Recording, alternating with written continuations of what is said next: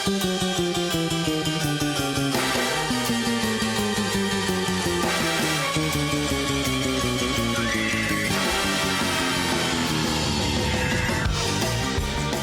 your false teeth out, pop them in the glass, lie back and enjoy. Jools and Jim's Joyride.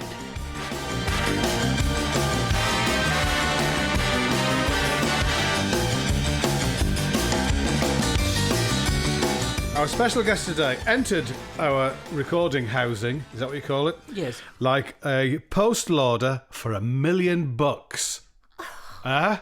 Or like a young horse with a benign temperament. That's not as marvellous, really, is I it? think they're both wonderful. What you're saying is our next guest is dazzling in every respect and regard. Thank you very much, yes. Both with talent, with brilliance, Yeah. and with ambience. And it is Ronni Ancona. There she is there. Ronni Ancona, very nice. That's so lovely. You sure that postal orders are not obsolete? In which case, it's probably very fitting are they that obsolete? introduction. For me, they're as obsolete as green shield stamps. Now, Ronni, you were saying that you were brought up, you were born to be in transport. I was literally born to be in transport. My father was obsessed with old classic cars, and in fact every mode of transport. He was in the Navy, he was in the Fleet Air Arm, so he was captain of a ship and he flew helicopters and all that stuff, so there was all that going on. And his obsession was, a million years ago, he'd kind of found a 1925 3.5 litre racing Bentley in a shed and bought it for nothing at all. And then this car called Hornblower became more important than any other member of the household. And everything, they got married in it. My parents got married in it. They brought the baby back in it. We were educated in it. We had all our meals in it. No, it wasn't quite like that, but it might as well have been. But you're saying it's quite a benign part of the family, not trying to muscle in and get other members of the family out. But this is a bit of benign. Attention seeking. Just when we were all going to sleep, we'd hear the horn and the lights would flash on and out because it wasn't being stroked at various times. And they go, oh yeah, still got it. So big part of the family. And also he has another 3 litre standard chassis, which is red label spec. Bentley? High compression pistons, light and flywheel, twin slope carbs. And you're reading this, which has been tattooed onto your arm. That's been tattooed onto my arm, yeah. And he scratch built that. I mean, it's an original build, original. Well, all parts. you need is the engine numbers and the chassis numbers, and then the rest of it can all be that's enough, isn't it? I was allowed to weld a bit on it on my 8th birthday present. Really? I mean, he hand stitches that everything is just being done. Wow. So absolutely. The other thing was, we didn't have a new car at all, and Hornblower would only come out for special occasions. Did you get taken to school in it? Well, even more traumatically, we had this old station wagon that was like a 1952 John O'Groats Hotel, big old taxi station wagon. And it had a vast wooden body on it. Yeah. And it originally had been for fishing trips. So it had... so it was wooden-sided? Yes, it had clips for salmon rods on the roof. And it had a kennel for hands, right? So it was this massive, great, big... Like a gamekeeper's Austin, thing, yeah. extraordinary, like a wooden house on the back of an Austin chassis. And it would never... Because it took so long to restore this, it was painted in undercoat for years, which was bright pink and white. And I already was not a popular child in any sense of the imagination. You know, I'd get excited if I was made to stand in a corner and eat grass because I was getting a bit of attention. Do you know what I mean? And I thought people actually... And so basically the thought of being picked up or dropped off in this car, you know, in a local Scottish comp. Eventually it was totally restored and the wood was all... I mean, it was a Tudor car. I mean, it was an extraordinary... That's right, We would drive down from Scotland every year to Kent, down to Welling to see my nan. That's a long way. She ran pubs in Rotherhithe. She used to have a pub in Rotherhithe. Was this from the west coast of Scotland to Welling? To Welling. It was very traumatic. And then I had 2 older brothers who, I think it's fair to say, despised me. And we had 2 Cocker Spaniels who were sort of permanently muddy and wet. Anyway, we would sit on this thing, and it was a long trip. Yeah, that it was would a be, long wouldn't it? trip Very in long that trip. car with What- I mean, no what air was the top conditioning speed or on that? anything like that. Not a lot. Actually, it was quite nippy, but of course my brothers and I were always trying to, there wasn't much space in the back, we were always trying to sort of Could you needle not each get in the other kennels? for space and poke each other. No, literally take out chunks of each other's thigh with toy plastic did it- guns or torture ourselves all the way down. Oh my Did it God. smell bad? It was quite bad. Because you've Quite got bad, fish and dogs. And a sort of herd of children. Yeah, it must have stunk. And Welling, although Welling is of course almost an idyllic John Betjeman-esque suburb, Yes. it's not really sort of rural Kent, because it's more it is a suburb. No, of we'd go London. down to Herne Bay actually sometimes, because they had a little cottage, my nan and granddad, right on the actual beach that they used to sort of go to. There was a big garden going down all the way down to this little cottage, and it was just like permanently overgrown. So we used to spend our summer holidays trying to hack through this.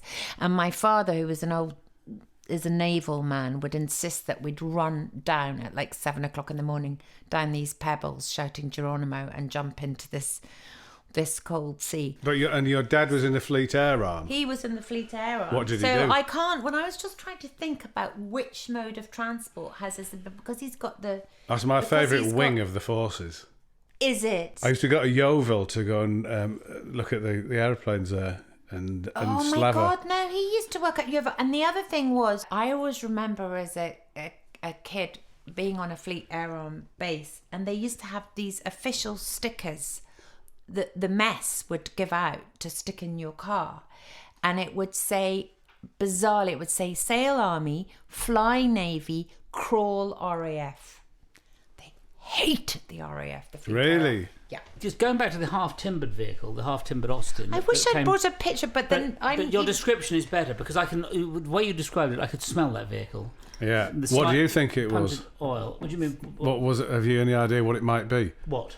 This vehicle, this Yes, I think Tudor it's- vehicle. Yes, because you said it's an Austin FX4 chassis, which is the Austin FX3. FX3. So If the you early, don't mind, FX3, Yeah, you would exactly. say. Which is we It's all right. know, as every schoolboy knows, is the early London taxi, as in seen in any black and white film. Is it? And then, but with the and I would have suspected it had the same nose as the London taxi with the same engine, but then the body would be taken off, and that's when the Tudor Palace had been attached. At the bottom of our garden, which was a bit of a wreck, we had the wreck of a 1961 Sunbeam Rapier.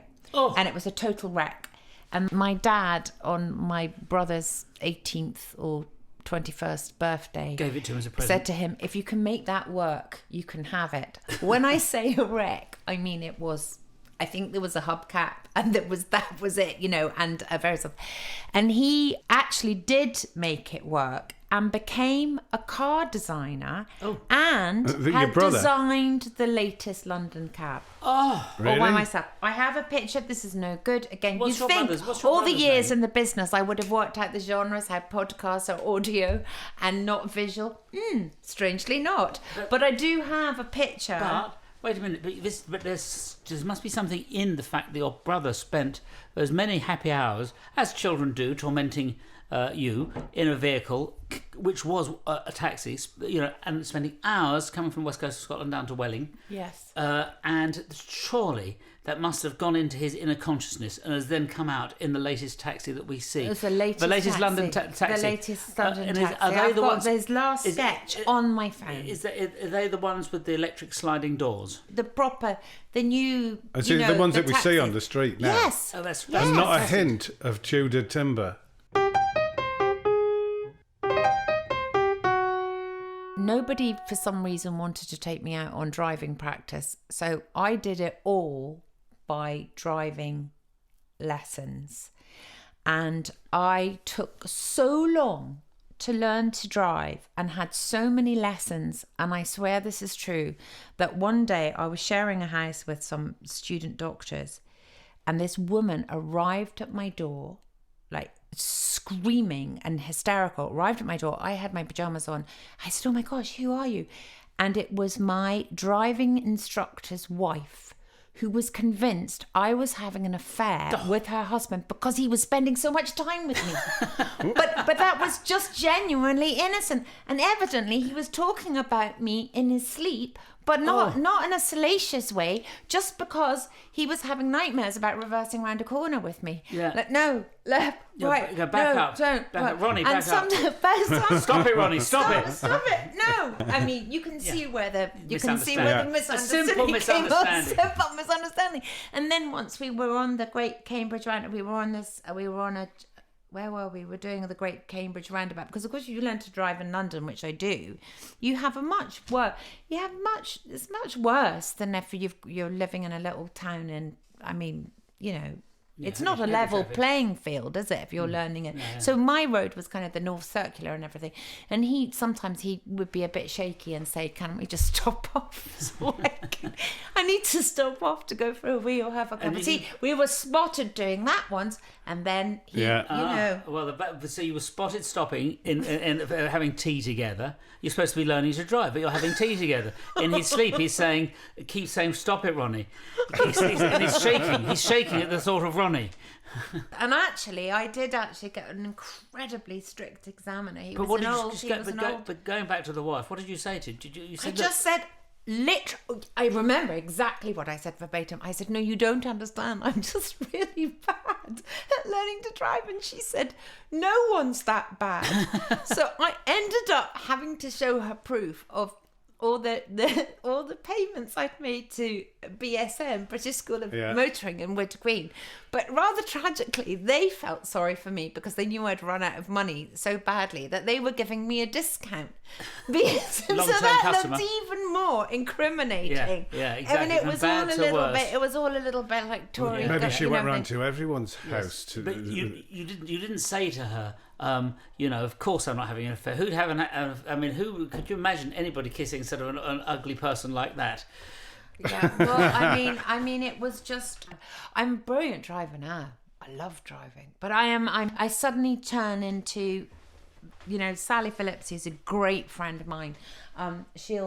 And lots of other friends of mine. Sally doesn't actually drive, but she'll get in the car and they'll be amazed what happens to me behind a wheel because just changed. You turn into a monster. Monster. Switch flicks. Yeah. And you've suddenly gone from the charming Ronni Ancona that we know and love into a sort of a. I mean, I'm trying to sort of rein it in a bit because I realise that when I'm not always like that. I do become slightly obsessed about passing people and guessing what type of driver they are. You rarely converse with people as you're travelling along, but I was going through Blackheath about a year ago, and a van was there's a cleaning device. What do you call it? Like a windscreen wiper, a sprayer, and it was spraying out sideways because it had gone wrong. And this fella pulled up in a van next to me and said, my wife is getting turned on by your sprayers and asks if I might do it again. That's just brilliant. Nobody's ever tried to chat me up while I've been driving. Strangers, I've never had that before. No. Although I did once, and I felt. When you say someone trying to chat you up when you're driving, I've got the wrong image because now obviously you must mean someone that was in the car with you, but strangely I feel that coming off you there was an expectation. No, someone running alongside. Someone running alongside, or like you said, the person saying my wife's enjoyed watching you sort of make your windscreen wipers work or something sort of like that. I was once driving in a red and white Corvette Stingray convertible, which was rather flashy, really. Oh God, incredibly exciting. It couldn't have been flashier. I was driving Kensington High Street, pretending that I was sort of blending in. Yeah, and I stopped. I did a U-turn, and a woman was crossing the road, so I stopped to let her cross the road, and she smiled and thanked me.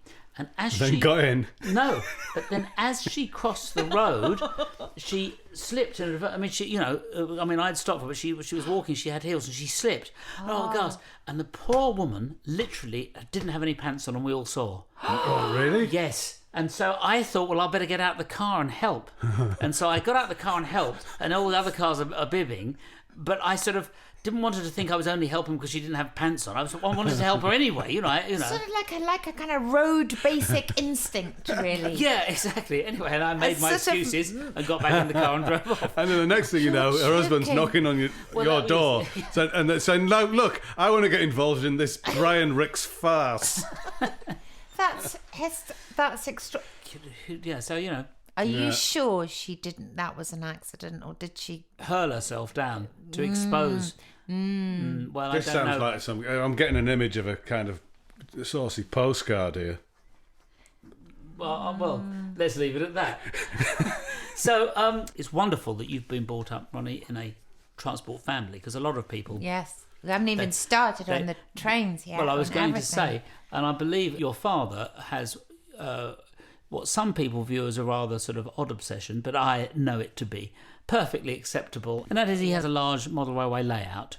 He's got a large model railway layout, which he's become obsessed with, and he's a big aficionado of the Southern Railway. He loves the Southern Railway. And as a kid, I remember he wouldn't listen to music, but he would listen to LPs of Steam. That was nice. Do you know you can get these? Yeah, I've got one at home. I've never Yeah. listened to it, but He's obsessed with railways, trams, Nice. ships. Lovely. Just anything that doesn't involve, Human contact. Yes. Well, it can let us down. Let's face it. But did you, when you were small, did you help with his model railway? Did you sort of No. do the odd bit of You staffage weren't. and help Oh them? no. You weren't allowed in that room. No way. No way. In fact, my brothers had to share a room because he had the room with all his railway stuff Quite and right, too, everything. yeah. And then, of course, my brothers had become obsessed by this time with tying action men to an old rusty swing that we had in the garden and torturing, getting Action Man to talk by literally sort of pulling his legs and threatening his small plastic. with an rather air rifle. homogeneous genitalia with a match. But did it Is work? it safe? Is it safe? But did the Action Man ever talk? Action Man was strangely resilient, Yes, actually. incredibly. So my other brother went into the Navy and he became captain of a ship, and then he became an admiral. Oh. Did he? So he's become, but a harmonica playing admiral who's obsessed with blues and jazz. So yes, there was a lot of transportation going on. And with the model railway, actually, what do you think? Now, looking back, you see, I am a bit like Jim here. He's just had a grandchild. I will have a grandchild. And Grandchild? Yes, I know. It seems unbelievable, doesn't it? Grandchild? But the thing is, I thought it would be quite a good idea to keep the grandchild out of the room where the layout is. Can we use that word layout? Somebody said that's not it sounds a bit creepy. I think you have to do that. I think you What, the bring layout? them. The word layout is, but you know the Is word it? layout. Isn't it? Yes, I mean, yes, that's yes, what it yes, is, isn't it? You yes, couldn't yes, call it yes, Yeah, what else would you call it? Well, I don't. That's what Display? I said. The I don't know, the whatever. Anyway, Look, you're the expert in this area. If you want to call it a layout, then that's perfectly fine thank as far you. as I'm Thank concerned. you. Anyway, but what I'm saying is, would you keep it from a child until they were 5 years old? A bit like Bluebeard, you can go in any room you like, but you must never go in that room. I don't And then think when you- you're 5 years old, you open the door and they go. You still can't come in. But, I changed my mind. Yes. I've changed my mind. Yes. I've changed Come the back. goalposts. You can come in when you're 15. Yeah. What my not with us, but what my dad did when my kids were young, there was the proper. I mean, and they are magnificently done, his scratch-built engines, but you weren't allowed to touch that. But what he would do was he'd get he'd have a bit of a Thomas number.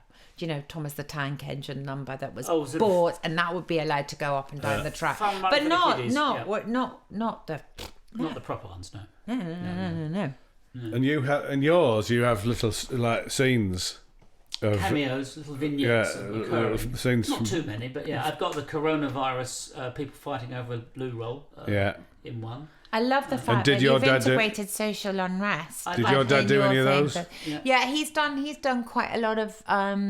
There's a few internal dramas going on in the shops and various things. Does it reflect what's happening in the outer world The or his few world? things. I think that we were often shops were sort of sometimes named after the various stages of our upbringing. And that's what you've got in yours, isn't it?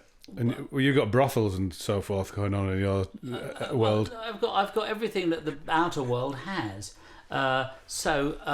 We've got, for instance, if there's a when there was a petrol strike or the petrol shortage or whatever, the cars you come in and the cars are all queuing up.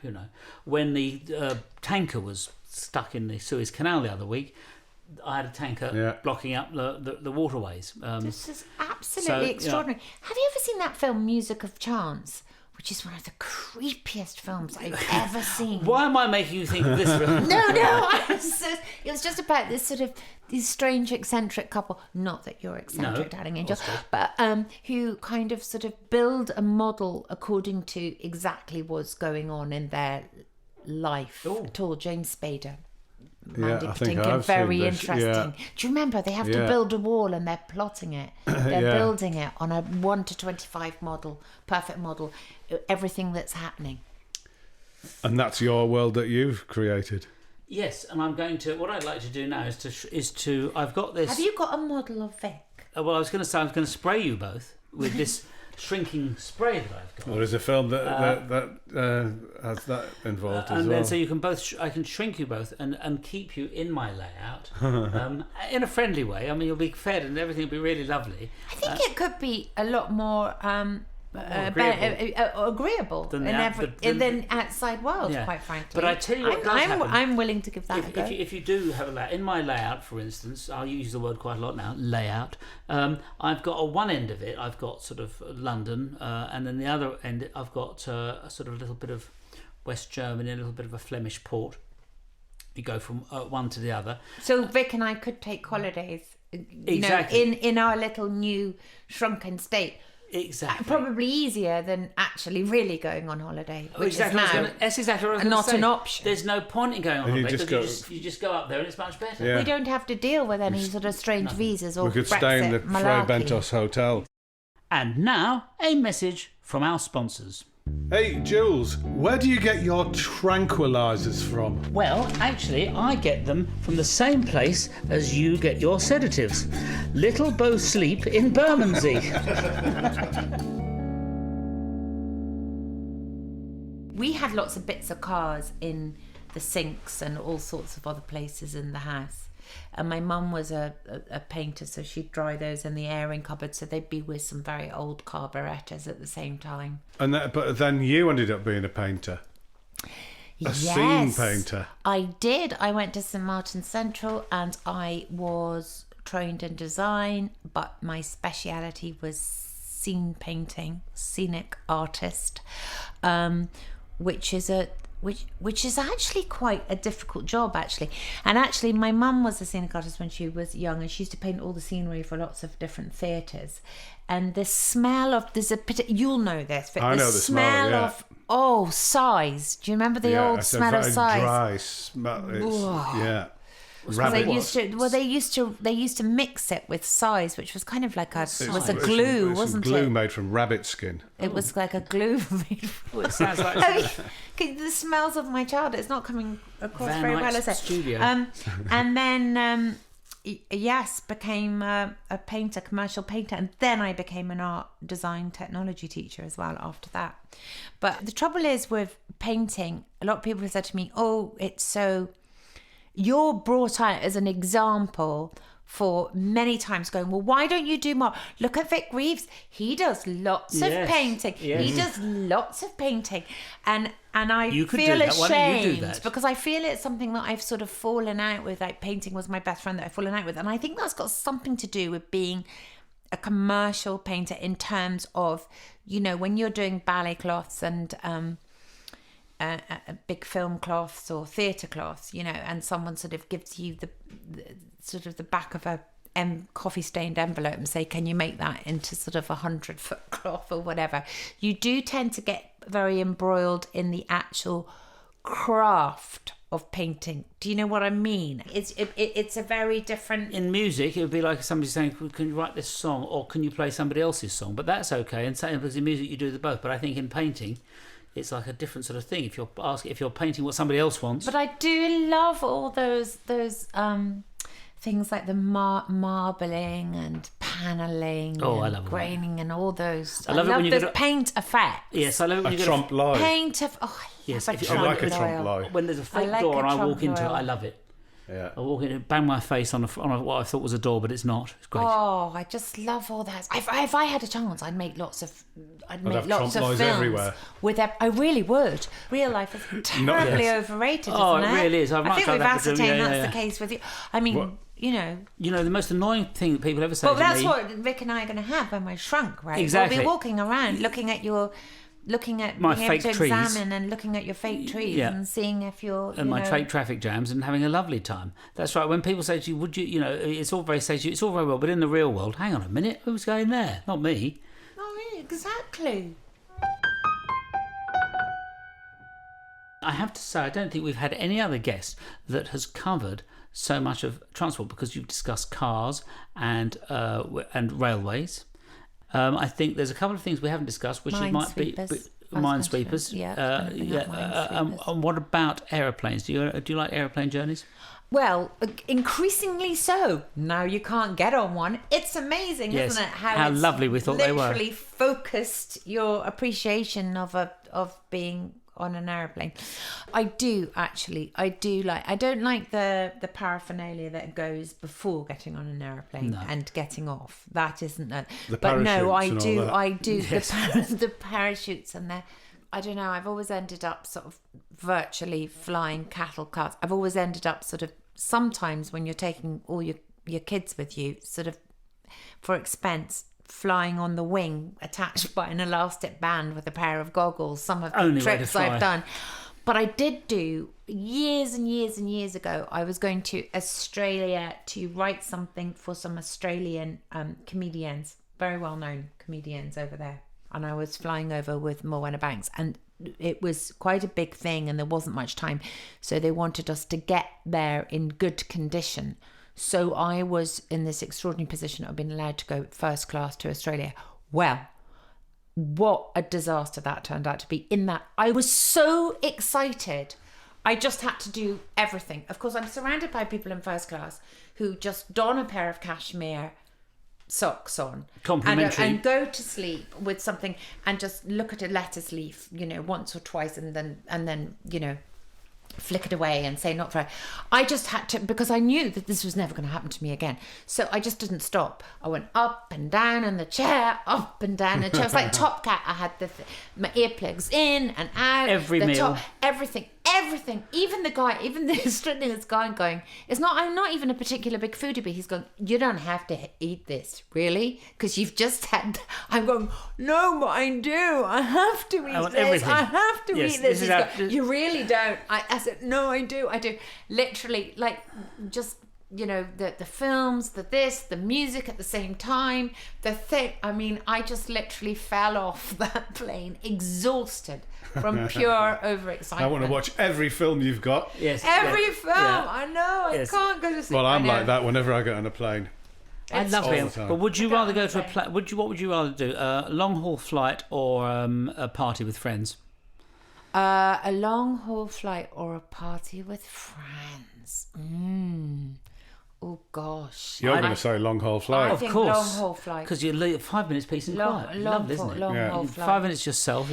No phone calls. Nobody bothering I you. noticed that you've got on your things, all your famous people that you've worked with, all around your, all around your buttocks. Yes, tattooed on my buttocks. Your tattooks on your buttocks.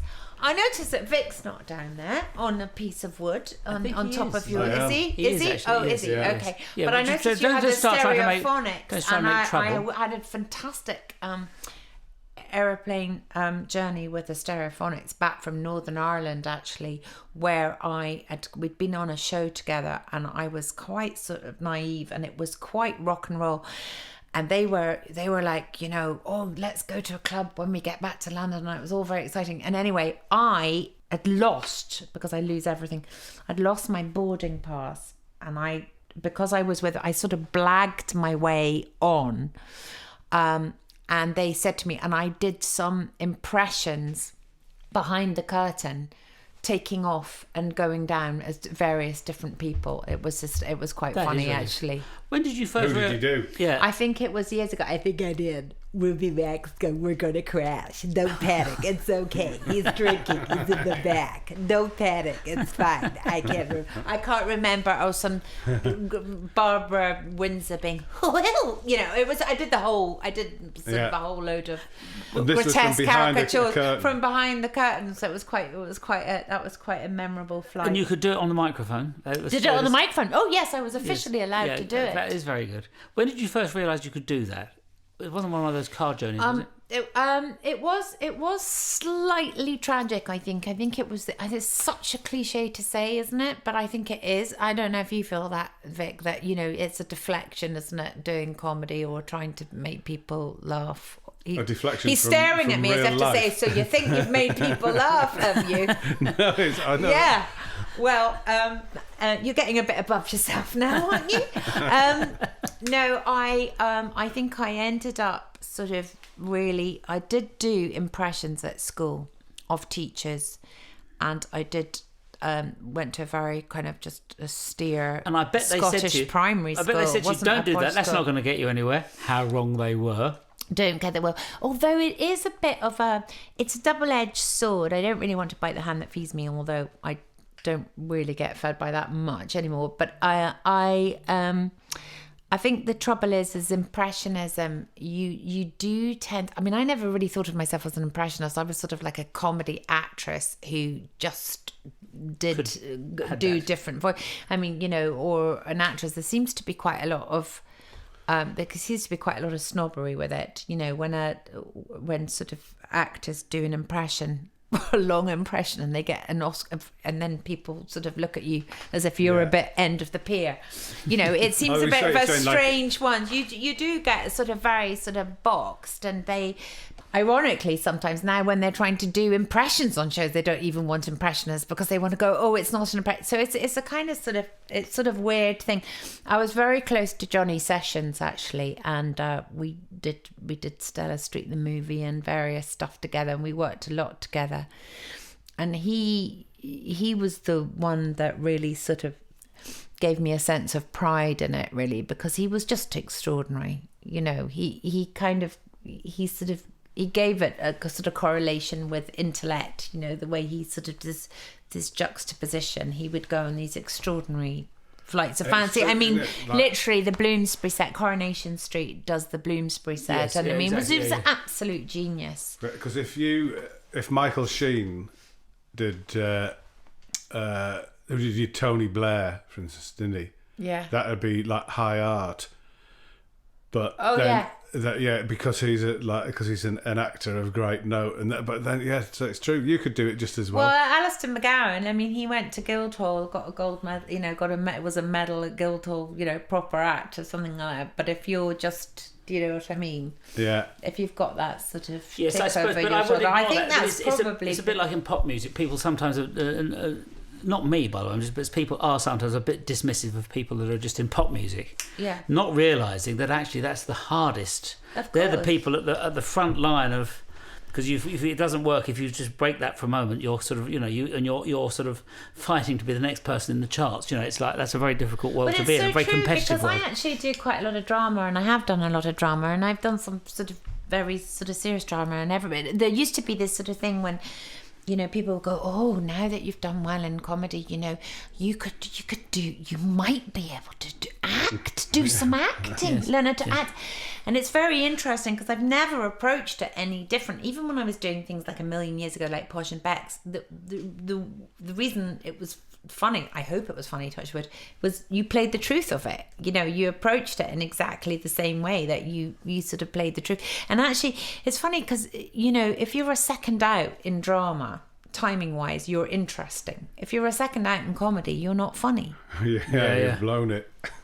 I mean, I just find it so shocking, when the awards seasons come round and all the, the Oscar, all the great, film, and it's just sort of totally disregarded. You're like, really? Mm.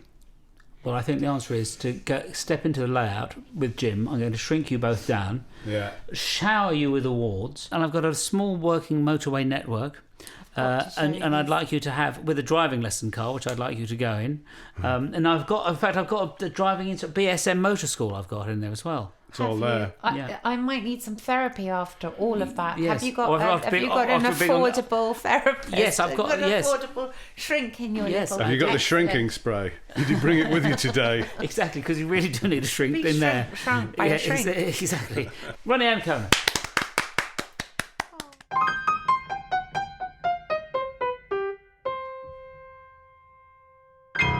Well, there goes Ronnie, travelling home in a timber-framed taxi. A timber-framed station wagon going from Llewellyn back up to the west coast of Scotland. And then letting rip with everything that's freely available within it. This podcast was produced and edited by Molly Stewart. Sound engineers were James Stewart and George Latham.